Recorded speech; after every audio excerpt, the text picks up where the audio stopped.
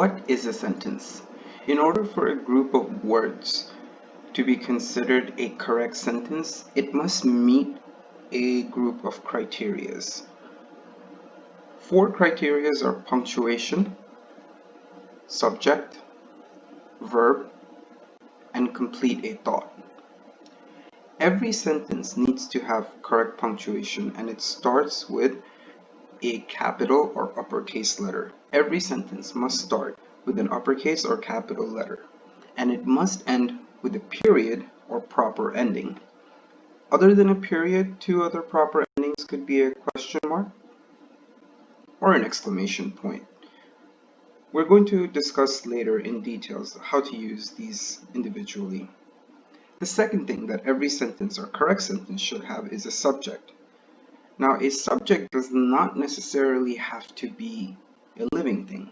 A subject can also be a non-living thing. It can be something as simple as saying, my chair is strong, in which case the subject is the chair.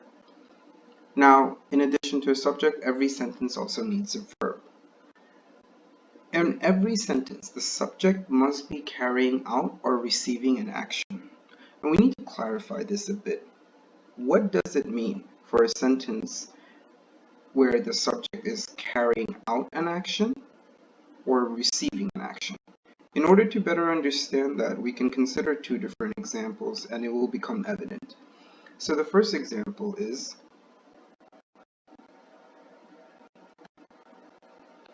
I am washing my car. Period.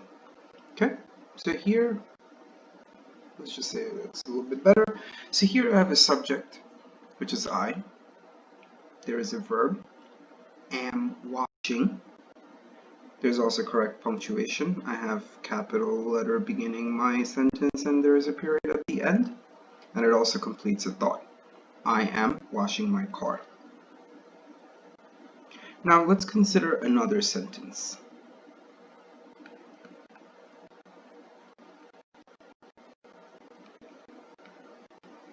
The car is being washed. Now in this sentence, I think you will notice that now the subject is car.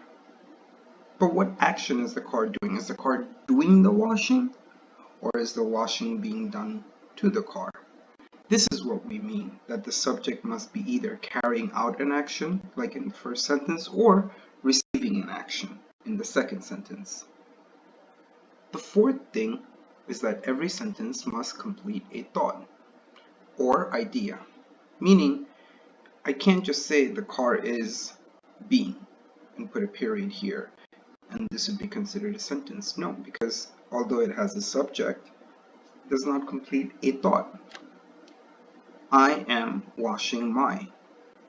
If I put a period here, that also does not complete a thought because I'm washing what? I could be washing my car, I could be washing my house, I could be washing my clothes, but what am I washing? So for a very basic purpose, as long as a sentence has these four categories and you can check this list off, you can consider that a sentence, a fully formed, grammatically correct sentence. As we continue with our lesson on sentence, we know that for a group of words to be considered a sentence, it must meet these four basic requirements: punctuation, subject, verb, and completing a thought. This would be a good place to go back a bit and review some very basic parts of speech. So we have noun, pronoun, verb, adverb, adjective. Now once you know noun, it should be pretty easy to understand and remember what a pronoun is. And the same goes for verb and adverb. Think of them together because obviously the word adverb contains the word verb in it. So what are some examples of a noun? Well, a noun is a name, place, thing, or an idea. So if any name, for example, Harry, that's a noun. If I give you a name of a place, Paris, that's considered also a noun. How about a thing? What if I say pencil? That's a thing. That is also a noun. Now the idea gets a little bit tricky because, for example, if I tell you the word freedom, that is not an action. That's a concept. That's an idea. So it's a noun. What's a pronoun? Pronoun is any word that is used instead of a noun. Now imagine you're talking about Harry, who's your new best friend. You wouldn't keep saying, Harry is my new best friend. Harry goes to the same school as me. Harry has 2 pet dogs. Harry lives 10 minutes away from me. At some point, instead of repeating his name, you say he, and that is a pronoun. If you went to Paris for summer vacation last year, you can tell your friend, I went to Paris last year. When I was in Paris, I had a croissant. When I went to Paris, I did this. But you wouldn't continuously keep saying Paris, Paris, Paris. At some point, you might say, when I went there. And again, that would be an example of a pronoun. What about if you were telling your friend about your favorite pencil that you got from your uncle as a birthday gift? Would you keep saying, my pencil is color changing? My pencil is anything? If you are going to continue talking about your pencil, think about it. What word could you use to, instead of saying pencil this, pencil that, that you could use to replace it? If you said it, that would be a good choice. Now, what about verb? Verb is any action word. So if the word suggests any kind of action, run, that's a verb. Sleep, again a verb. Think, also a verb. Now, the relationship between verb and adverb is very straightforward. Adverb is any word that describes the action word. If you went running, you can say, I went running. You can say, I was thinking. What can you use to describe your running? Were you running fast? Were you running slow? Were you running cautiously? Were you running carelessly? How about thinking? Were you thinking hard? I was barely thinking. The word is thinking. That's my action, but how was I carrying out my action? Barely. So in that case, words like barely would be my adverb. It describes my action word. If I went running fast, in that case, the word fast describes how I was running. That also becomes my adverb. Finally, we have an adjective. An adjective is a word that describes the noun. Let's just say I saw a red truck.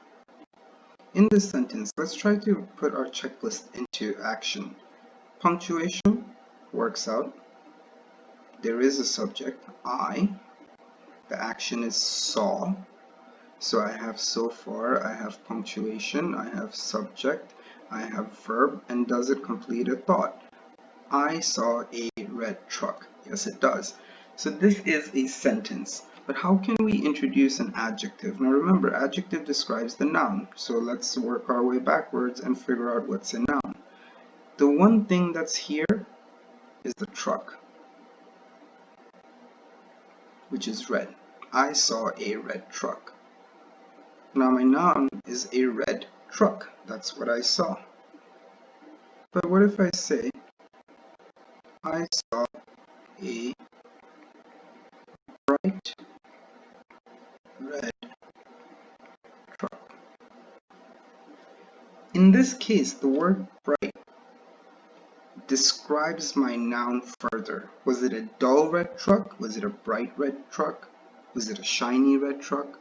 So any word that describes my noun further is an adjective.